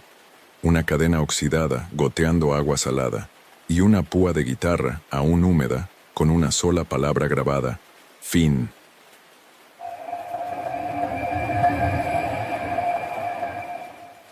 Nunca me gustaron los hoteles grandes, pero esa vez no tuve elección. La empresa donde trabajaba me había regalado una estancia de 3 noches en un resort de montaña, en los Pirineos, como premio por un proyecto. Fui solo, necesitaba desconectar. El lugar, Monte Azul Resort, era un edificio moderno de madera y cristal, enclavado entre pinos y con vistas al valle. Todo parecía demasiado perfecto. La primera impresión fue extraña. Al registrarme, la recepcionista me entregó la llave y sin levantar mucho la vista dijo: «Si escucha ruidos por la noche, no se preocupe. El sistema de calefacción hace cosas raras». No le di importancia. Subí al piso 5. El pasillo era largo, con moqueta gris y puertas iguales a cada lado. Al fondo una ventana mostraba el bosque oscuro. Mi habitación era la 512. Todo impecable, aunque sin alma. Muebles nuevos, decoración minimalista, una gran televisión frente a la cama. Me duché y bajé al restaurante. A esa hora, casi todos los huéspedes eran parejas o familias. Me senté solo junto a la ventana. Afuera, la nieve caía lenta y la bruma envolvía el bosque. Durante la cena, noté que un hombre en la mesa contigua no dejaba de observarme. No era especialmente mayor, quizá unos 50, con barba y una mirada fija, incómoda. Cuando lo enfrenté con la vista, sonrió apenas y volvió a su plato. De regreso en la habitación, noté algo raro. Había una marca húmeda en la alfombra, junto a la cama, como una pisada. Era grande, alargada y no era mía. La toqué, estaba fría. Me dije que algún huésped anterior habría dejado la ventana abierta, que el personal de limpieza se habría olvidado. Pero aquella noche me costó dormir. A las 2:47 me despertó un ruido suave, casi imperceptible. Clic, clic, clic. Parecía venir del pasillo. Me levanté, abrí la puerta y asomé la cabeza. Nadie. Solo la luz tenue del pasillo. El sonido cesó. Cerré y regresé a la cama. Apenas había cerrado los ojos cuando volvió. Esta vez dentro de la habitación, cerca del armario. Me incorporé, encendí la luz. El armario estaba entreabierto. Me acerqué con el corazón acelerado y lo abrí del todo. Vacío. Solo la percha de madera balanceándose sola. Lentamente, apagué la luz y traté de dormir otra vez. Pero a las 4 en punto, el teléfono fijo de la habitación sonó. Descolgué con miedo. Del otro lado, silencio. Y luego una respiración lenta, profunda. «¿Quién es?», dije. Silencio. Luego, una voz ronca, casi un susurro. «No salgas al pasillo». Colgué, pero ya era tarde. Alguien había tocado la puerta. 3 golpes, pausados, furtivos, no abrí. Me quedé quieto, escuchando. Los golpes se repitieron más fuertes. Al asomarme por la mirilla, el pasillo estaba vacío. Pero antes de apartarme vi algo moverse al fondo. Una figura de espaldas, inmóvil, mirando hacia la pared. Cuando encendí la luz del pasillo, ya no estaba. No dormí nada. A las 7 bajé al desayuno con la sensación de haber envejecido una década. Todo parecía normal. Familias charlando, el sonido del café cayendo en las tazas, la música ambiental. Intenté convencerme de que lo de la noche anterior había sido producto del cansancio y la sugestión. Mientras servía café, vi al hombre de barba de la cena anterior. Estaba sentado solo en la misma mesa observándome otra vez. Cuando nuestras miradas se cruzaron, hizo un gesto leve con la cabeza como un saludo silencioso. Me obligué a ignorarlo, pero mientras comía noté que algo se deslizaba bajo mi bandeja. Era una servilleta. Al desplegarla leí una frase escrita a mano con bolígrafo azul.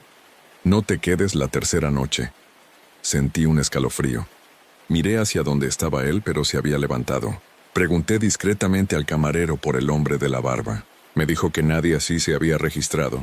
«Debe de ser de otro grupo o del personal», añadió encogiéndose de hombros. Volví a la habitación con una sensación opresiva. Al abrir la puerta algo me hizo detenerme. El armario, el mismo de la noche anterior, estaba otra vez entreabierto. Lo había dejado cerrado con llave. Dentro no había nada, pero en la pared del fondo alguien había garabateado algo con un marcador negro. 512 no. Fui a recepción para exigir explicaciones. La recepcionista me escuchó con calma, pero al mencionar el número de la habitación se puso pálida. ¿La 512? Repitió. ¿Estás seguro? Le mostré la llave. Asintió y tras unos segundos de duda dijo, esa habitación lleva años fuera de servicio. Debió de haber un error. ¿Cómo que fuera de servicio? Dormí ahí anoche. Imposible, dijo ella visiblemente nerviosa. El sistema no permite asignarla. Pidió revisar el ordenador. Tecleó mi nombre y miró la pantalla. Su expresión cambió. Según esto, su habitación es la 407. La 512 figura vacía desde 2019. El suelo pareció moverse bajo mis pies. Le pedí que subiera conmigo, pero se negó. Un botones aceptó acompañarme. Cuando llegamos al 5º piso, el pasillo estaba en penumbra. Al fondo, la puerta de la 512 seguía ahí. Inserté la llave. Abrió sin problema. Dentro, el aire era más frío que en cualquier otro lugar del hotel. Todo igual que antes, salvo un detalle. No había maleta, ni ropa, ni rastro mío. Era como si nunca hubiera dormido allí. El botones me miró pálido. No debería estar aquí, murmuró. Fuimos a avisar al encargado. Revisaron las cámaras del pasillo. En la grabación se me veía caminar hasta la puerta de la 512, pero nunca entrar. Me quedé quieto frente a ella, mirando algo fuera de cámara y luego desaparecía como si la imagen se cortara. Me cambiaron a otra habitación, la 407, y me aconsejaron descansar. Lo intenté, pero a medianoche alguien volvió a llamar a la puerta. 3 golpes suaves, igual que la noche anterior. Miré por la mirilla. El pasillo estaba vacío, pero cuando apagué la luz, sobre la televisión encendida apareció un reflejo, una silueta alta, inmóvil, de pie justo detrás de mí. No me atreví a girarme. El reflejo seguía allí, detrás de mí, quieto, sin forma definida. Parecía una sombra humana, pero más alta, como si el techo no le bastara. Parpadeé y desapareció, aunque el aire se volvió más pesado, cargado, como si la habitación respirara. Encendí todas las luces y llamé a recepción. Nadie contestó. Probé con mi móvil, pero no había señal. Era como si el hotel entero se hubiese desconectado del mundo. Me asomé al pasillo. En la penumbra todas las puertas estaban cerradas, menos una. La 512, el número relucía bajo la luz de emergencia, aunque yo ya no debía estar allí. La curiosidad o la necesidad de entender me empujó hacia ella. Cuando llegué, la puerta estaba abierta. Dentro, un silencio absoluto, pero distinto del vacío. Era un silencio que escuchaba. Avancé un paso. El suelo crujió y el aire se enfrió de golpe. En la cama había algo nuevo, un sobre blanco. Lo abrí con las manos temblando. Dentro, una foto impresa en papel brillante. Era yo, durmiendo en la cama de esa misma habitación, con la boca entreabierta y el rostro iluminado por una luz que no recuerdo haber encendido. En el margen inferior, escrito con rotulador negro, segunda noche. Retrocedí dejando caer la foto. Corrí por el pasillo hasta el ascensor, pero no funcionaba. Bajé por las escaleras hasta recepción. El vestíbulo estaba vacío, sin nadie, ni recepcionistas ni huéspedes. Las luces titilaban. En el mostrador había un libro de registro abierto. Fui a buscar mi nombre. No estaba. Las últimas entradas databan de 2019. Un ruido me hizo girar. El ascensor se había abierto solo. Dentro alguien o algo había presionado el botón del piso 5. No vi a nadie, pero las puertas no se cerraron hasta que di un paso atrás. Cuando lo hicieron, el panel digital parpadeó, marcando un número inexistente. 512. Me refugié en el comedor. Allí encontré al hombre de barba, sentado, tranquilo, mirándome como si me esperara. «Te dije que no te quedaras la tercera noche», dijo sin levantar la voz. «¿Quién eres?», pregunté. Alguien que también creyó que solo era un hotel. Se levantó y caminó hacia la puerta principal. Antes de salir se giró. «Si oyes que llaman, no abras. Nunca es el personal». Intenté seguirlo, pero cuando crucé la puerta no había nadie afuera. Solo la nieve cayendo bajo una luna opaca. Volví dentro. El reloj de la recepción marcaba las 3, y entonces sonó el teléfono fijo detrás del mostrador. Me acerqué. Al otro lado, una voz femenina, serena, dijo: «Señor, tiene un mensaje». «¿De quién?», pregunté. «De usted mismo. Lo dejó esta mañana». Silencio. Luego el sonido de un sobre siendo abierto y mi propia voz grabada diciendo: «Tercera noche. No te quedes», colgué temblando. Pero al mirar al frente vi algo que me paralizó. En la pantalla del monitor de recepción, una cámara mostraba la habitación 512. Y yo estaba dentro, durmiendo. Me quedé mirando la pantalla sin poder moverme. Era imposible. Yo estaba en el vestíbulo. Y sin embargo mi imagen, idéntica, respirando, girando apenas en la cama, aparecía allí, en la habitación 512. Acerqué la cara al monitor, tratando de entender. En la grabación algo cambió. La puerta de la habitación se abrió y una sombra entró, avanzando hasta situarse junto a mi figura dormida. No se veía rostro, solo un contorno negro, altísimo. La sombra se inclinó, como si susurrara algo en mi oído. Apagué el monitor de un golpe y corrí hacia la salida. Las puertas automáticas no respondieron. Intenté forzarlas, pero estaban bloqueadas. El frío del cristal se pegó a mi frente. Cuando me giré, el vestíbulo ya no era el mismo. Las luces se habían apagado y el aire olía a humedad vieja, a polvo. Los cuadros de las paredes estaban torcidos, el suelo cubierto de una fina capa de ceniza. Subí por las escaleras, casi sin pensar, gritando si había alguien más en el edificio. Nadie respondió. Llegué al 5º piso. El pasillo estaba completamente oscuro, salvo por una luz parpadeante al fondo. La puerta 512 se abría y se cerraba sola, lentamente como si respirara. Dentro se veía un resplandor pálido. Avancé con las piernas temblando. Al cruzar el umbral, un viento gélido me empujó hacia adentro. La habitación no era la misma. Las paredes estaban descascaradas, la cama podrida, el suelo cubierto de polvo y papeles. Sobre la mesita de noche, una carpeta amarillenta. Dentro había recortes de periódico, todos con la misma noticia: desaparece huésped en el Monte Azul Resort. Última vez visto entrando en la habitación 512. Fechas distintas, años distintos, nombres diferentes. Entre los recortes, una fotografía reciente. Yo frente al hotel con la maleta en la mano. Entonces oí pasos detrás de mí, lentísimos, arrastrados. Me giré, pero la puerta estaba cerrada y en su lugar una figura se alzaba. Era el hombre de barba.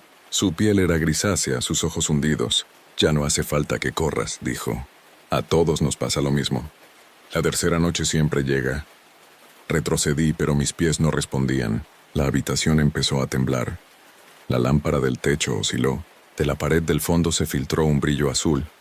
Y vi mi propio reflejo tendido en la cama, dormido, igual que en la grabación. El otro yo abrió los ojos de golpe y sonrió. Cuando desperté estaba acostado en la cama 512. Afuera amanecía. Toqué la sábana húmeda, helada. Me levanté tambaleando. En la mesa, junto al teléfono, había una hoja escrita con mi letra. Checkout 10-0. No olvides dejar la llave. Bajé a recepción. Todo volvía a parecer normal. Una nueva recepcionista me sonrió. ¿Disfrutó su estancia? Asentí con la voz atrapada en la garganta y le entregué la llave. «Perfecto», dijo ella. «Hasta pronto, señor Duarte. Ese no es mi apellido». Salí del hotel sin mirar atrás. Días después recibí un correo sin remitente. Una foto adjunta, la fachada del Monte Azul Resort. En una de las ventanas del 5º piso se ve claramente una silueta asomada. Era yo.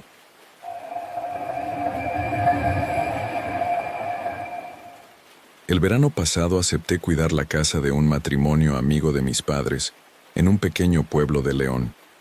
Era un lugar tranquilo, de esos donde el silencio parece tener peso. Ellos se marchaban de vacaciones a Francia, y solo necesitaban a alguien que regara las plantas y vigilara que todo siguiera en orden.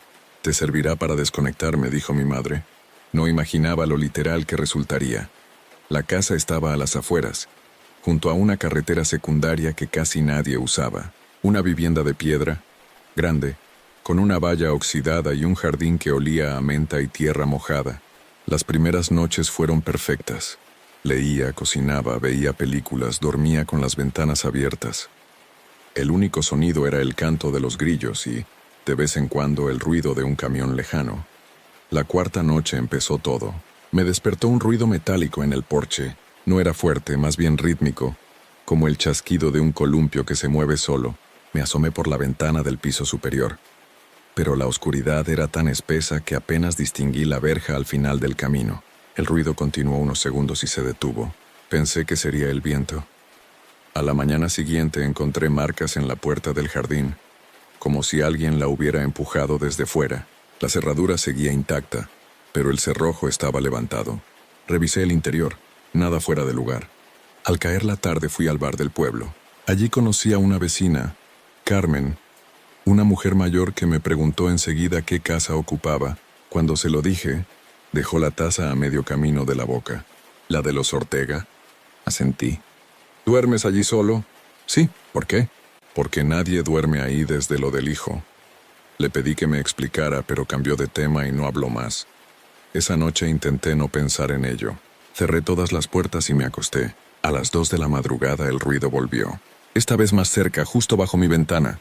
Clic, clic, clic. Un golpeteo constante e insistente, como si alguien arrastrara algo metálico por las baldosas del porche. Encendí la linterna del móvil, bajé descalzo y abrí la puerta principal. El aire frío del campo me golpeó la cara.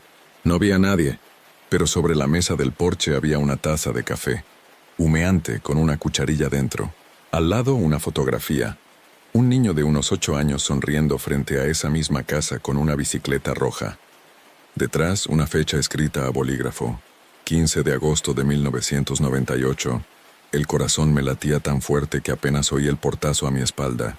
Corrí a abrir, pero la puerta no cedía. Desde dentro se oyeron pasos, rápidos, como si alguien cruzara la casa. Subí corriendo a la ventana, y justo antes de que se apagara la luz del pasillo, vi algo imposible. Una silueta pequeña, un niño de pie junto a la escalera, mirándome fijo desde el interior. Me quedé petrificado frente a la ventana, mirando esa figura inmóvil en el interior. La luz del pasillo se apagó del todo y la oscuridad devoró la imagen, pero el escalofrío siguió anclado en mi espalda. No podía ser un niño real. La puerta estaba cerrada con llave. Yo tenía las únicas copias. Golpeé el cristal y grité su nombre, aunque no lo sabía, tratando de convencerme de que era una alucinación. Nada respondió. Entré corriendo por la puerta trasera que daba al patio con el corazón desbocado. Dentro todo estaba en su sitio, excepto una cosa. La taza que había encontrado en el porche ahora estaba sobre la mesa de la cocina, aún humeante. Me senté frente a ella. El vapor dibujaba remolinos lentos en el aire. Cuando me incliné para mirarla mejor, distinguí algo reflejado en la superficie. La silueta de un niño detrás de mí. Giré en seco. La cocina estaba vacía. Decidí salir de la casa y dormir en el coche. Apenas amaneció, fui al pueblo a buscar a Carmen, la mujer mayor del bar. Me recibió con una mirada que mezclaba miedo y compasión. «Ya lo viste, ¿verdad?», me dijo sin que yo abriera la boca. «Lo del hijo». Asentí. Los Ortega tenían un niño, Diego. Murió en esa casa hace más de 20 años. Se cayó del desván mientras jugaba con una bicicleta vieja. Desde entonces nadie aguantó más de 3 noches ahí. Le pregunté por qué no me lo habían advertido. Porque a veces la casa elige a quién contarle la historia. Respondió con una calma que me heló. Regresé decidido a irme, pero antes subí al desván. Quería comprobar por mí mismo que todo aquello tenía una explicación. La trampilla chirrió al abrirse. Dentro el aire estaba seco, cargado de polvo. Una sola ventana dejaba pasar un hilo de luz. En el rincón, cubierta con una manta, estaba la bicicleta roja. Me acerqué despacio. El metal estaba oxidado, las ruedas desinfladas, pero al tocarla una de las ruedas giró sola, lenta hasta detenerse. En el suelo, una pequeña mancha oscura se extendía bajo mis pies. Al alumbrarla con el móvil vi lo que parecía una huella. De niño retrocedí y bajé a toda prisa. El reloj del salón marcaba las 12:15, pero el tic-tac sonaba errático, como si fallara. En la pared, sobre el sofá, colgaba un retrato familiar que no había visto antes. Los Ortega y su hijo. La foto era la misma que la del porche, pero esta vez el niño no sonreía. Esa noche no dormí. Me senté en el sofá con las luces encendidas. A las 2:00 exactas la televisión se encendió sola, Pantalla azul, sin imagen. Luego una voz infantil distorsionada llenó el salón. ¿Jugamos otra vez? La bicicleta del desván empezó a sonar, arriba, girando sola. Y en la ventana del salón, empañada por el frío, alguien escribió con un dedo desde fuera: 15 de agosto, otra vez. El mensaje en el cristal se desvaneció lentamente, como si el mismo aire lo borrara. Sentí un impulso de salir corriendo, pero algo me clavó allí, en medio del salón. La televisión seguía encendida, la pantalla azul iluminando apenas los muebles. En el reflejo del cristal podía ver mi propio rostro, y una segunda figura detrás de mí, más baja, inmóvil. Me giré despacio. Nadie. Solo el silencio absoluto y el sonido de la lluvia golpeando el tejado. La bicicleta volvió a crujir arriba, esta vez con un giro más rápido, casi frenético. Subí las escaleras con la linterna temblando en mi mano. Cada peldaño resonaba hueco, como si la casa respirara bajo mis pies. El desván estaba abierto. La bicicleta giraba sola, como si un niño invisible la pedaleara. La luz del móvil parpadeó y de pronto se apagó por completo. En la oscuridad escuché una voz infantil nítida justo detrás de mí. ¿Te quedas a jugar? Retrocedí a ciegas. Bajé los escalones de 2 en 2 y casi caí en el último. Corrí a la cocina buscando algo de luz, pero las bombillas también se apagaron. En ese momento, el reloj del salón comenzó a sonar de nuevo, con un tic-tac acelerado, cada vez más rápido, hasta que se detuvo de golpe. Después 3 campanadas exactas, aunque marcaba las 2:20. Me asomé por la ventana. El porche estaba vacío, pero sobre la mesa había algo que antes no estaba. Una caja de hojalata. Salí empapado por la lluvia y la abrí. Dentro una serie de objetos pequeños. Una canica azul, un trozo de tiza y una nota arrugada con escritura infantil. Te toca esconderte. La tiré lejos, aterrado, y regresé al interior. Todo parecía en calma. Sin embargo, algo había cambiado. En la pared del salón, justo sobre el reloj, había una nueva fotografía enmarcada. Me acerqué. Era una foto de la casa tomada desde el exterior de noche. En una de las ventanas se veía una silueta mirando hacia afuera. Parecía yo. Pasé la madrugada con las luces encendidas sin atreverme a dormir. A las 5 el ruido volvió, pero no venía del porche ni del desván. Provenía del pasillo del piso superior. Pasos pequeños, rítmicos, que se acercaban a la escalera y luego se detenían. Agarré el teléfono para grabar, pero al abrir la cámara, la pantalla se volvió negra y apareció un mensaje blanco sobre fondo oscuro. No corras. Todavía no termina el juego. Solté el móvil. Cayó al suelo, vibrando. Desde arriba, una risa leve, corta, de niño, descendió por las escaleras. La puerta principal se cerró sola con un golpe seco. Cuando por fin amaneció, todo parecía normal otra vez. La taza, la foto, la caja, la bicicleta habían desaparecido. Dudé de mí mismo. Preparé la maleta para marcharme, pero cuando abrí la puerta para salir, vi algo que me detuvo en seco.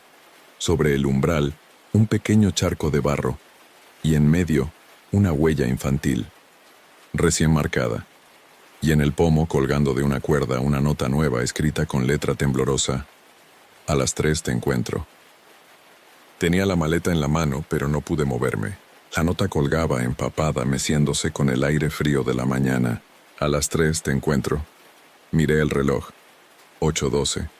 5 horas para desaparecer de aquel lugar. Dejé la nota donde estaba. Subí al coche y arranqué.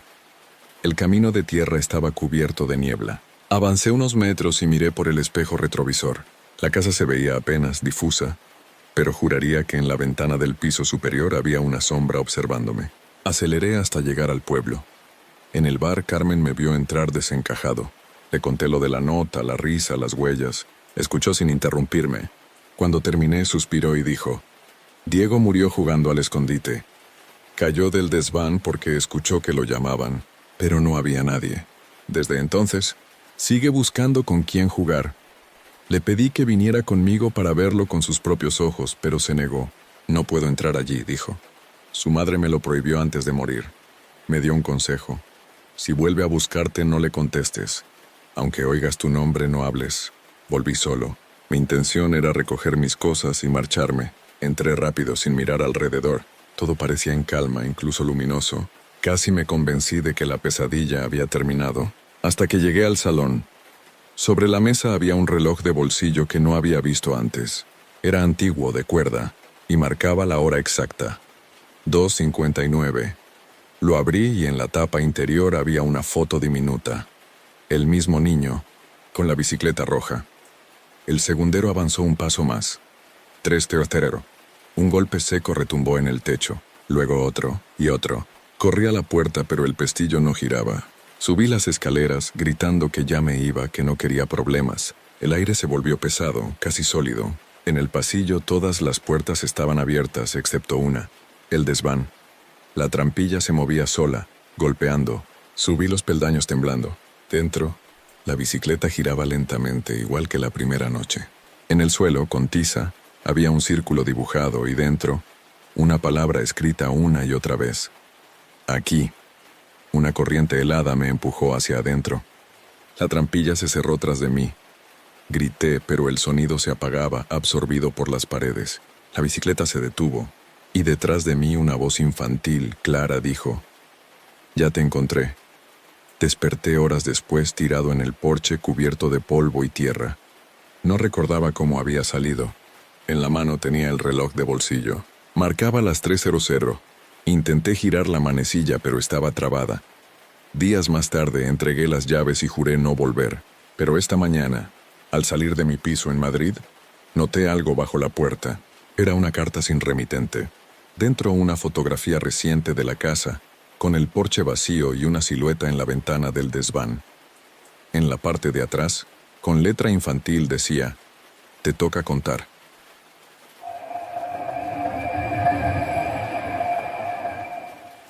Siempre me gustaron los viajes en tren. Hay algo hipnótico en el traqueteo constante, en ver el paisaje deslizarse por la ventanilla. Por eso acepté sin pensarlo cuando mi empresa me pidió asistir a una conferencia en Lyon y me ofreció billete en un tren nocturno desde Madrid. 11 horas de trayecto, cama incluida, me dijeron. Sonaba perfecto. El vagón cama tenía un aire antiguo, con moqueta verde y paredes de madera. Me asignaron el compartimento 6B, una pequeña cabina con 2 literas. Al entrar, había ya una maleta encima de la cama superior, así que deduje que tendría compañía. No me importó, incluso lo agradecí. Minutos antes de la salida apareció mi compañero de compartimento, un hombre de unos 60 años, pelo gris, gafas gruesas, traje impecable. Sonrió cortésmente. «Buenas noches. Disculpe el desorden. Soy Martín». «Encantado, Daniel», respondí. Su voz era pausada, pero tenía un tono extraño, casi cansado. Se acomodó en la cama de arriba y apagó la luz principal. El tren partió puntual. El sonido de los raíles me arrulló, y al cabo de 1 hora ya estaba medio dormido. En mitad de la noche, sin embargo, me despertó un golpe seco como si algo hubiera caído en el pasillo. Abrí los ojos. La puerta del compartimento estaba entreabierta. Desde fuera venía un aire frío que olía a hierro y aceite. Me levanté y la cerré despacio. Miré hacia la litera superior. Martín dormía, o al menos eso parecía. Su respiración era profunda, acompasada. Volví a acostarme, pero justo antes de dormirme, escuché algo que me puso la piel de gallina. Un susurro muy cerca de mi oído. «No salgas si llaman». Me incorporé de golpe. Martín seguía arriba, inmóvil. «¿Ha dicho algo?», pregunté. Silencio. Ni un movimiento. Pasaron unos minutos. Entonces se oyó un golpe, esta vez en la puerta.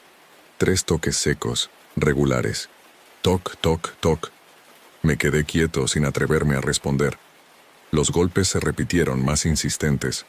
Abrí la cortina y miré por la rendija. El pasillo estaba vacío, pero en el cristal de la puerta, empañado, alguien había dibujado un círculo con el dedo. Decidí despertar a Martín. Lo llamé en voz baja. No contestó. Me subí a la litera para moverlo. Cuando aparté la manta, casi grité. La cama estaba vacía. Su maleta también había desaparecido. Bajé de un salto, el corazón en la garganta. Corrí al pasillo. Nada. solo el reflejo de mi propia cara en los ventanales oscuros. Fui al final del vagón buscando al revisor, pero no había nadie. Todos los compartimentos estaban cerrados, salvo uno, el último. La puerta se balanceaba con el movimiento del tren. Dentro, una cama deshecha y una tarjeta de embarque en el suelo.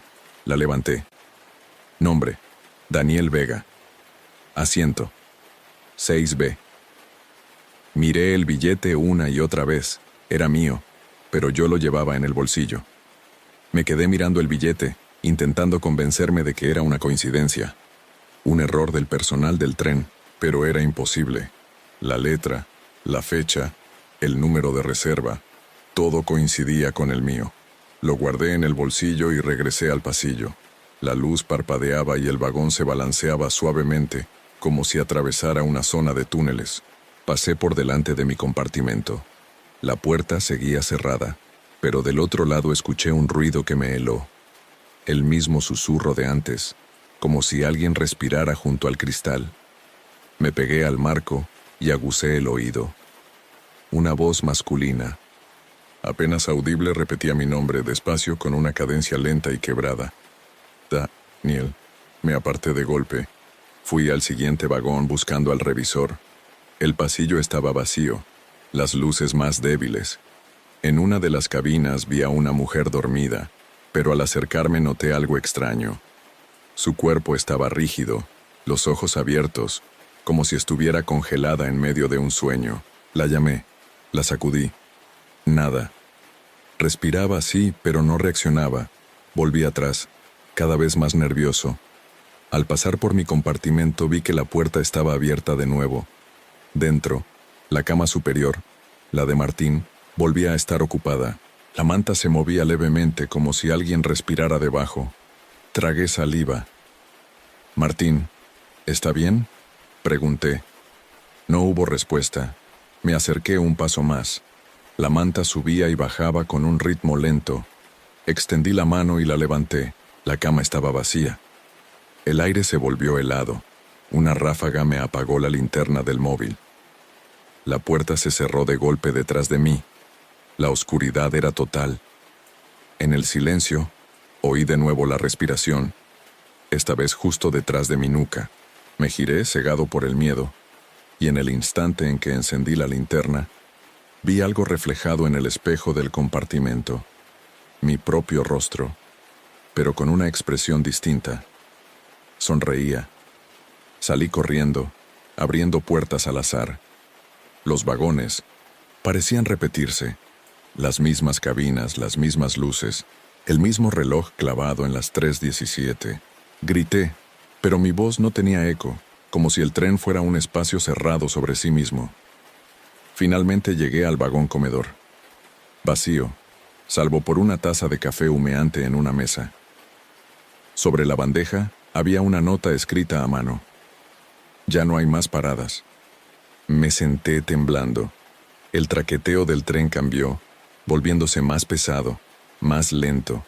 Miré por la ventana, buscando alguna estación, pero todo lo que vi fue un túnel interminable. Las luces exteriores parecían moverse hacia atrás. Entonces una sombra pasó frente a mí, reflejada en el cristal. Era alta, vestida con el mismo traje de Martín. Caminó detrás de mi asiento y siguió hacia la puerta. Giré la cabeza, pero el pasillo estaba vacío. Volví la vista al vaso. El vapor del café había formado un mensaje en el cristal de la ventana. Próxima parada, tú. El tren seguía avanzando por aquel túnel interminable, sin señal de estación ni de personal a bordo. El mensaje en la ventana, próxima. Parada, tú. Se desvaneció lentamente, pero el vapor dejó una mancha, como si la palabra tú siguiera adherida al cristal. El silencio se rompía solo con el sonido monótono de las ruedas sobre los raíles, cada vez más lento, más pesado, como si el tren se arrastrara. Me levanté, decidido a encontrar la cabina del conductor. Crucé los vagones uno a uno. Todos estaban vacíos, aunque los compartimentos mostraban señales de vida. Tazas a medio llenar, libros abiertos, abrigos sobre los asientos, como si todos los pasajeros hubieran desaparecido en medio del viaje. Al llegar al primer vagón, encontré una puerta metálica cerrada. Llamé varias veces. Nadie respondió. Me asomé por la ventanilla circular. El pasillo del conductor estaba iluminado, pero vacío. Solo había una nota pegada al tablero, con una escritura temblorosa. El tren no se detiene. No debe hacerlo. Retrocedí, sintiendo cómo el aire se hacía más frío. Las luces parpadearon. Por un segundo, el reflejo en los cristales mostró algo imposible. Pasajeros sentados en cada asiento, quietos, inmóviles, mirándome. Cuando parpadeé, el vagón volvió a estar vacío. Regresé al mío intentando mantener la calma. Al entrar al compartimento 6B, encontré mi maleta abierta sobre la cama. Dentro había algo nuevo. Una carpeta con documentos médicos, fotos y una pulsera de hospital con mi nombre. En las hojas, informes fechados hacía 3 años. Paciente Daniel Vega, trauma craneal, estado, coma prolongado. No entendí nada. Me mareé. Salí tambaleándome al pasillo. Al fondo, de nuevo, vi la silueta del hombre de traje. Caminaba despacio, alejándose hacia el último vagón.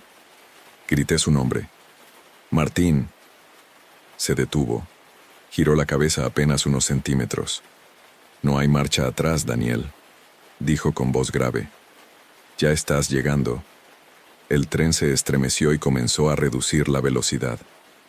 Las luces del techo se apagaron una a una, como velas extinguiéndose. A través de las ventanas solo se veía oscuridad, pero entre los parpadeos logré distinguir algo más. Figuras de pie junto a las vías, como si observaran nuestro paso. Finalmente, el tren se detuvo. El silencio fue absoluto. La puerta del vagón se abrió sola, con un siseo. Más allá, nada. Solo una niebla densa y un andén estrecho, iluminado por faroles que chispeaban. Martín apareció detrás de mí. Su piel estaba pálida, los ojos hundidos. «Es tu parada», susurró. «No te preocupes. Todos bajamos aquí al final». Intenté retroceder, pero mis piernas no respondían. Martín extendió la mano. Su tacto era frío, casi sólido. «Ven, ya no dolerá», dijo. El tren comenzó a moverse sin mí. Me solté y corrí al interior, cerrando la puerta justo cuando el vagón empezó a acelerar de nuevo. Caí de rodillas jadeando. Cuando levanté la vista, el pasillo estaba lleno. Personas sentadas, inmóviles, todas con los ojos cerrados. Entre ellas, en el asiento más cercano, mi propio cuerpo, dormido, con una pulsera de hospital idéntica a la de los documentos. Y justo encima, un altavoz emitió una voz metálica. «Próxima y última estación. Despertar». El altavoz repitió la frase 3 veces. «Próxima y última estación. Despertar». Luego un pitido agudo llenó el vagón, tan fuerte que tuve que taparme los oídos. Las luces se apagaron de golpe y el tren se detuvo con un chirrido largo y seco. El silencio que siguió fue insoportable. Me puse de pie. Todos los pasajeros seguían inmóviles, con la cabeza ladeada y la misma pulsera blanca en la muñeca. Caminé despacio por el pasillo, intentando no mirarlos demasiado, aunque sabía, que me observaban incluso con los ojos cerrados. El aire olía a desinfectante, no a metal ni a aceite como antes. Las paredes ya no eran de madera, sino de un blanco sucio, hospitalario. El tren había cambiado. Intenté abrir una de las ventanas, pero no se movía. Mi respiración se aceleró. Me giré hacia el final del vagón y allí estaba Martín, de pie, bloqueando la salida. «Ya casi termina», dijo. «¿Qué es esto?» «¿Dónde estoy?» «¿Dónde has estado desde el accidente?», respondió con calma. «Todos venimos aquí antes de decidir si seguimos o si nos quedamos». Noté un dolor agudo en la cabeza. El suelo se onduló bajo mis pies. En un destello todo cambió.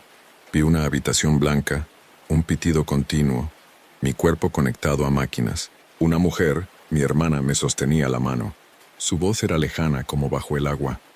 «Vamos, Dani, despierta». Cerré los ojos. Cuando los abrí, estaba otra vez en el tren. Martín sonreía. «¿Ves? Aún puedes elegir. ¿Y si bajo del tren?»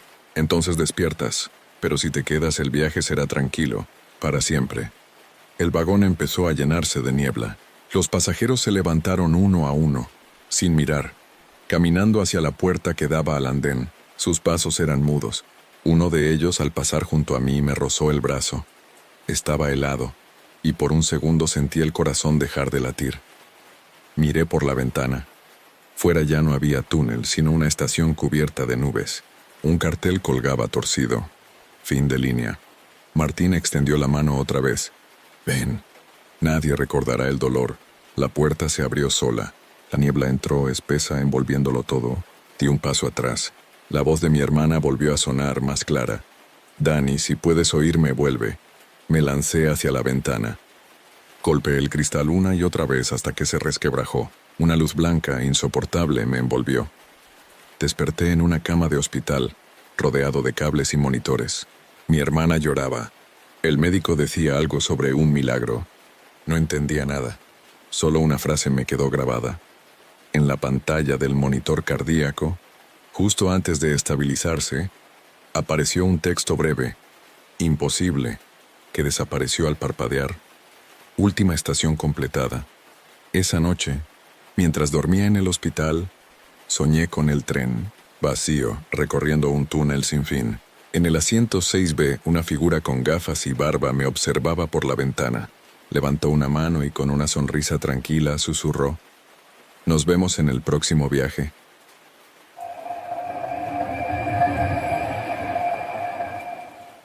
Nunca pensé que unas simples vacaciones en familia se convertirían en algo que todavía me quita el sueño. Fue hace 3 veranos, cuando mis primos y yo decidimos pasar una semana en una vieja casa rural de Segovia, propiedad del abuelo de un amigo. El lugar estaba aislado, rodeado de campos amarillos y caminos de tierra. No había cobertura, ni vecinos cerca, ni nada que nos conectara al mundo exterior. Y eso al principio nos pareció perfecto. La casa era enorme, de piedra, con vigas de madera y un gran pozo en el patio trasero. El dueño nos dio las llaves y nos advirtió, casi en broma, que no usáramos el pozo. «El agua está envenenada por la historia», dijo sonriendo. Reímos, sin saber que no lo decía del todo en broma. Los primeros días fueron tranquilos. Cocinábamos, jugábamos a las cartas, salíamos a caminar por los caminos polvorientos. Todo iba bien hasta la 4ª noche, cuando el generador de luz falló. La casa quedó sumida en la oscuridad total. Solo teníamos un par de linternas y las velas que encontramos en la cocina. Mientras buscábamos el fusible, escuchamos un ruido en el patio, un chapoteo breve, como si algo hubiera caído al pozo. Salimos los 4 con las linternas. El aire estaba inmóvil, pesado. Nos acercamos.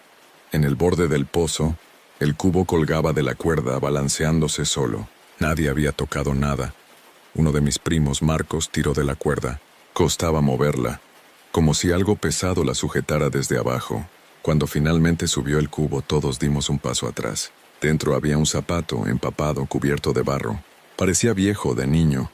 Reímos nerviosos intentando restarle importancia. Pensamos que sería basura arrastrada por el agua. Pero cuando Marcos volvió a mirar dentro del pozo con la linterna, su cara cambió. «Hay algo ahí», susurró. Nos asomamos uno a uno. No se veía nada, solo una negrura profunda y un olor rancio, metálico. Entonces, justo cuando íbamos a alejarnos, un ruido seco subió desde el fondo. Un golpe, como si algo hubiera chocado contra las paredes de piedra. Luego otro, y otro.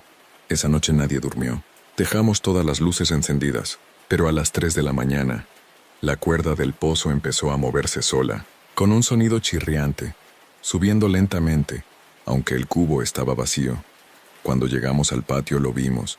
En el borde del pozo, perfectamente apoyado, estaba el otro zapato, y al lado, marcadas en el barro húmedo, 2 huellas pequeñas, descalzas, que se alejaban hacia la puerta de la casa. Nadie se atrevió a seguir esas huellas.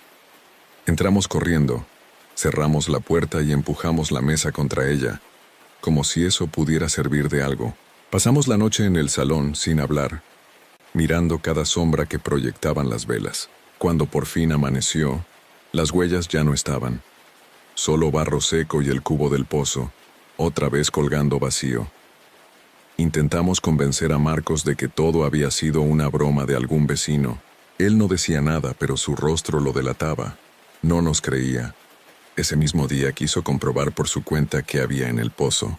No podemos quedarnos sin saberlo, dijo. Si es una tubería, un animal, lo que sea, lo sabremos. Le ayudamos a atar una cuerda más larga, con una piedra al final para medir la profundidad. Cuando la soltamos, la piedra cayó y no hizo ruido al llegar al fondo. Ni un chapoteo, nada. Tiramos de nuevo. La cuerda se tensó como si se hubiera enredado. Marcos tiró con fuerza y entonces, desde abajo, la cuerda se movió. No hacia arriba, sino hacia adentro, como si alguien la jalara.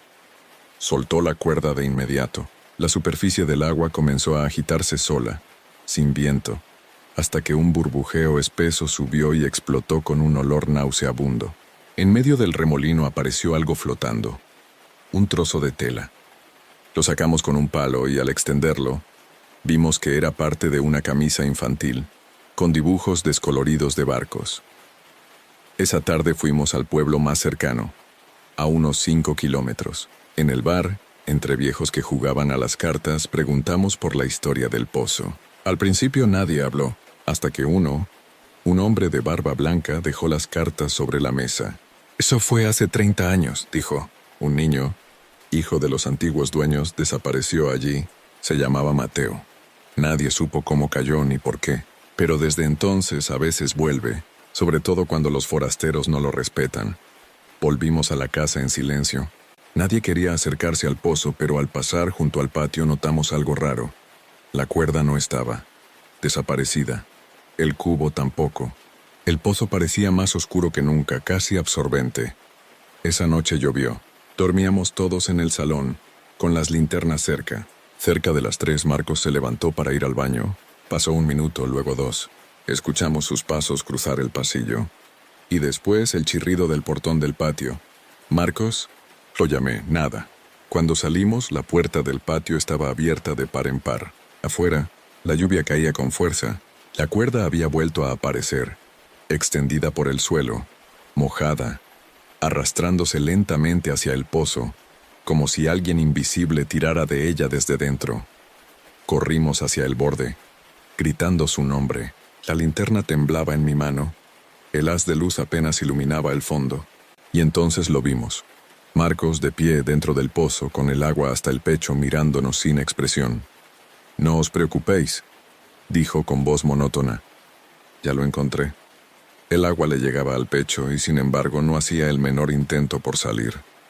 Solo nos miraba, con los ojos vacíos, como si no estuviera realmente allí. Le lanzamos la cuerda. Gritamos su nombre una y otra vez, pero no reaccionaba. Su voz, cuando volvió a hablar, sonó hueca, como si viniera de muy lejos. «Está bien aquí. No hace frío». Intentamos bajar, pero el pozo era demasiado estrecho y resbaladizo. Fuimos por una escalera de mano al cobertizo y cuando regresamos, ya no estaba. El agua estaba quieta, limpia, sin rastro de él. Ni burbujas ni ropa flotando. Nada. Llamamos a emergencias desde el único punto del camino donde había cobertura. La Guardia Civil llegó al anochecer. Revisaron el pozo con cámaras y cuerdas. No encontraron ningún cuerpo, ni señal de caída. Solo una profundidad de 6 metros y el fondo cubierto de sedimentos. Uno de los agentes, un hombre curtido, dijo algo que me heló. «No es la primera vez que nos llaman por este sitio. Nunca encontramos nada». Esa noche nos quedamos en el pueblo. Nadie quería volver a dormir en la casa. Pero a la mañana siguiente teníamos que recoger nuestras cosas. Fuimos con los agentes. Todo parecía igual, excepto por un detalle. Sobre la mesa del salón había 4 tazas de café, recién servidas, humeantes. 4, aunque solo quedábamos 3. Los agentes se marcharon después de hacer su informe, y nosotros recogimos a toda prisa. Antes de irme miré una última vez hacia el pozo. No sé por qué lo hice, tal vez porque algo me llamaba. La cuerda estaba otra vez tensa, hundida en el agua como si sujetara algo. Sin pensarlo tiré de ella. Al principio ofreció resistencia, luego cedió. El cubo subió lentamente.